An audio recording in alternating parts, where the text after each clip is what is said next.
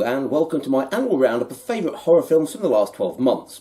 Now as always this list is somewhat arbitrary and random on account of the fact that I haven't seen every horror film that was released this year, and all decisions are based purely on how much I personally enjoyed them. Now before we start, I do want to give an honourable mention to the film Freaks vs the Reich, which has also been released as Freaks Out, which I really wanted to include in the list, but as it's not really a horror film I wasn't able to. It's basically this really weird action comedy about these circus freaks with special abilities during World War II, who join this resistance group to fight the Germans and rescue their circus owner, which plays as a bizarre mashup of Jojo Rabbit, The Greatest Showman, and Inglourious Bastards, being very violent and very funny. But anyway, in no particular order, the first film in my list of this year's favourites is In a Violent Nature. For the most part, this is your typical slasher film about a masked killer who's resurrected from the dead and subsequently kills a bunch of annoying teens and obnoxious locals in some remote woods.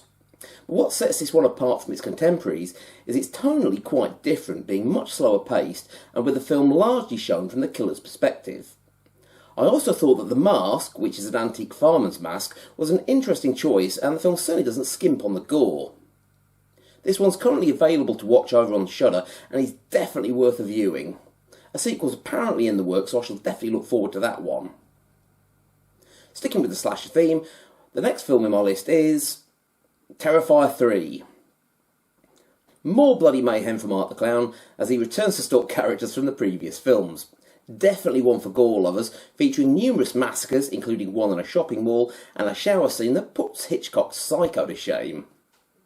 If you enjoyed the first two films, I'd definitely recommend this one to you. It's great fun and very gory. Slight change of pace for my next choice, which is Winnie the Pooh 2, Blood and Honey. A bloodier and larger budgeted sequel which sees our titular comic book villain and his fellow animal friends go on another bloody rampage with axes and chainsaws as they massacre more annoying teens in a suitably gory fashion. Bloody and very silly, but it's definitely one for people who enjoy horror comedies, which again I thought was great fun. Kind of sticking with the killer teddy bear theme for my next choice, we have Imaginary, in which an apparently harmless stuffed teddy bear proceeds to wreak supernatural havoc on a family in what could best be described as a bizarre cross between Ted, It and A Nightmare on Elm Street.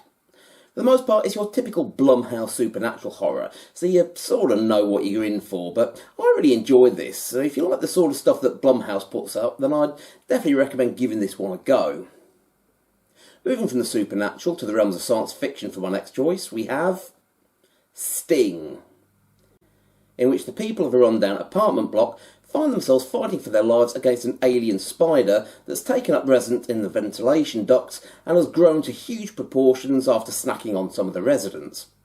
Very comical, very enjoyable, but not one for people who have arachnophobia, who may find this a little bit too much to bear. Speaking of stings, our next film is Trap, which sees serial killer Josh Hartnett find the concert that he's taken his daughter to is in fact just a huge police operation designed to ensnare him, and he has to use all his cunning and know-how to try to get out.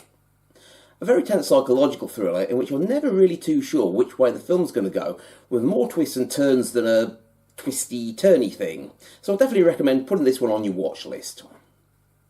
Sticking with psychological horrors, our next film, Heretic, which sees British actor Hugh Grant putting a couple of Mormon missionaries through a ton of mental anguish just to prove to them that there is no God and that religion is a load of nonsense.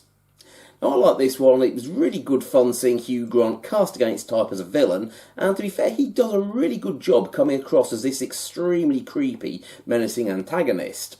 And let's be honest, who wouldn't want to do something nasty to all these religious types that keep banging on your door and disturbing you? Another film dealing with unwanted visitors, we have A Quart Place Day One, a prequel of sorts to the other Quart Place films shown from the perspective of a couple of New Yorkers when the aliens invade. As with the other films, very tense and atmospheric, as you're constantly on edge, knowing that the slightest sound will bring almost certain death from these alien beings that are all around. If you like the other films, you'll like this. It also works well as a standalone film, so you don't need to see the other Quart Place films in order to understand what's going on here. Speaking of aliens, that brings me on to my next choice, Alien Romulus. Now, I'm a huge fan of the Alien films, and to be honest, I've been extremely disappointed with the last two films that Ridley Scott did, namely Prometheus and Covenant, which I regard as just poorly made fan fiction. This new Alien film, though, by Fede Alvarez, which takes place between the first two Alien films, was really like a breath of fresh air, though.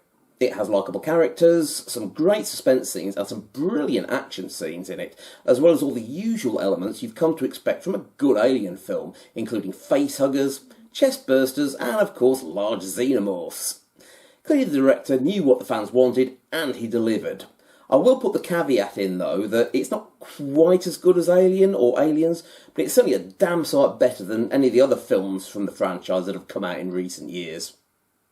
Anyway, on to my favourite film of the year.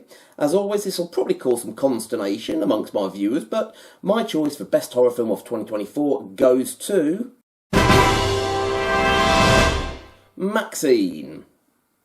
The conclusion of T. West's X trilogy, which sees our titular protagonist trying to break into Hollywood whilst dealing with some extremely unsavoury characters from her adult film past.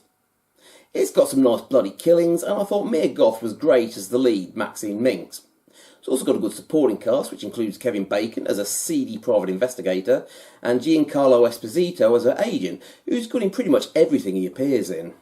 I also really love the 80s aesthetic in this, and the whole backdrop of being set against the Night Stalker killings, which may or may not be linked to the people stalking her, was really good, I thought.